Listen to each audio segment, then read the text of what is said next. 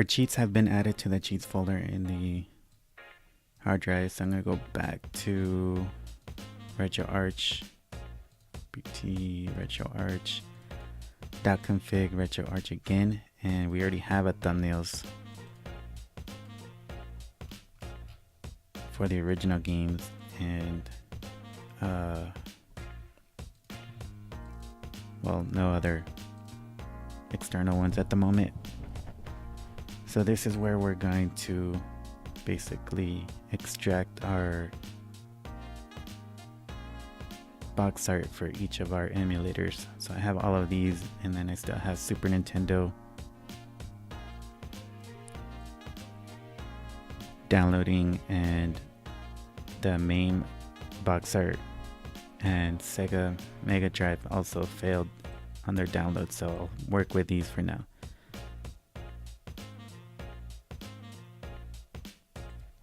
So instead of doing that, I'm just gonna select them all, right click, extract to each archive to a separate folder, and it should now start extracting all of the different box art for each emulator. I'm gonna pause this because these are, again, large file sizes for the most part, and it will take a while to extract all of them.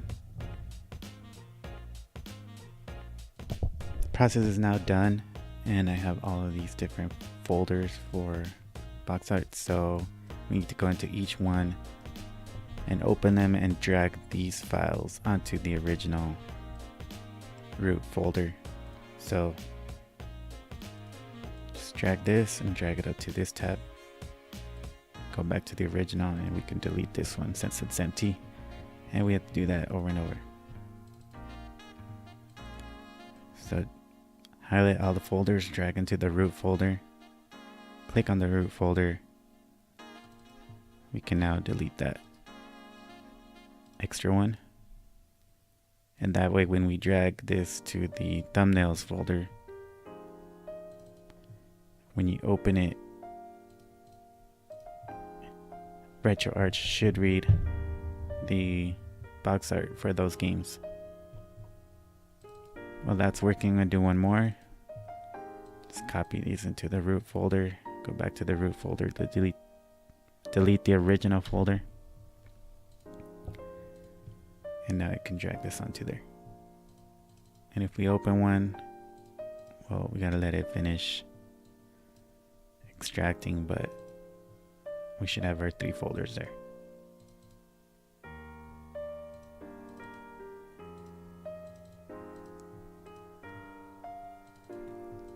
Alright, so I'm gonna pause the video. I'm gonna do all of these and then come back. Okay, now our current artwork is done transferring. So if I open one, it should just have these 3 folders. Some of them had a data file, but I don't know why some of these other ones don't. So I'm just gonna go with it. I'm gonna delete all the existing files for the artwork. If I want to mod another PS1 classic, I'll just simply copy basically everything in the contents of the hard drive over to the new hard drive after doing the initial Bleemsync hack.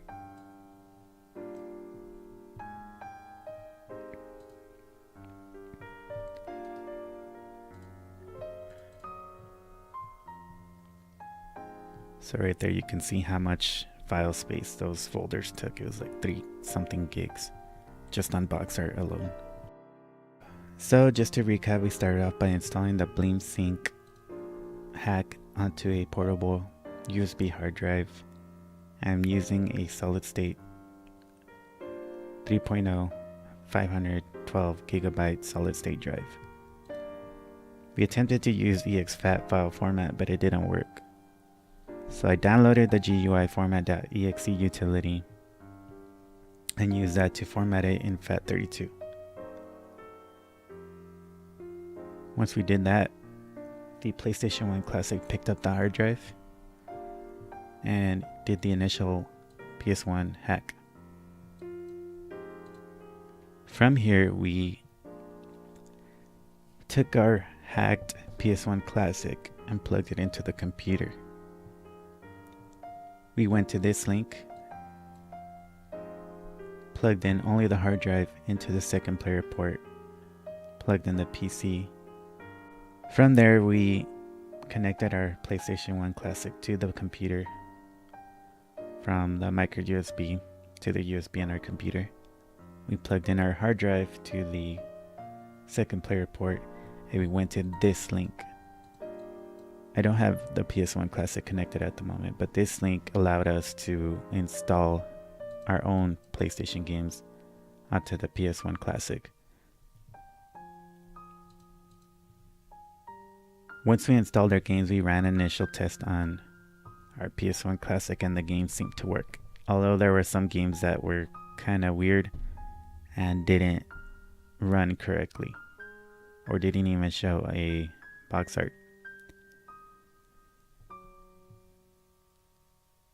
Now that everything worked as far as the Bleemsync PlayStation games go, we came to the computer and started to install the RetroArch cores, database, PSP core, and cheats.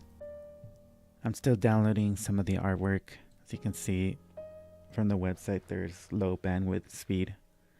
So this is going to take a while, and some of it canceled on me, so you may have some issues when trying to download large file sizes from the website. Nevertheless, we have finally finished modding our PS1 Classic and adding all the games, cheats, cores, database files. So now what we're going to do is we're going to take the hard drive, plug it back into the PS1 Classic Player 2 port, and run the RetroArch core and see if we can play some games. Here's the hard drive, and it's plugged into the second player port, and it's showing a red light. So I'm going to turn it on. I'm going to move the camera to the screen, see what happens.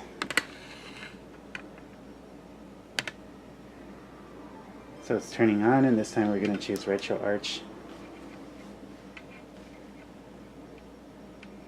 And there's the Bleemsync menu.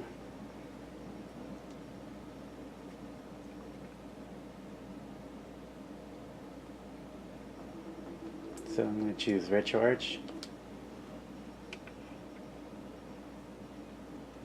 And we're in the RetroArch menu. So I'm going to go to select or load content.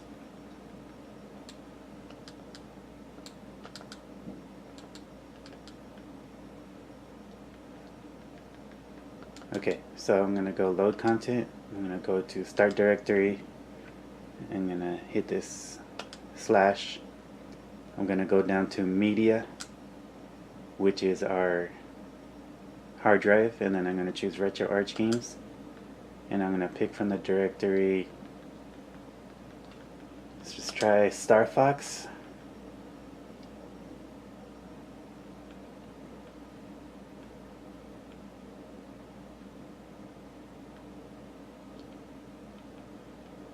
Okay, there's Star Fox, and I'm gonna try both of these, Star Ocean and Star Fox. So I'll click on Star Fox, load archive, and I'm gonna choose the SNES 9X 2010 and see how well it runs Star Fox.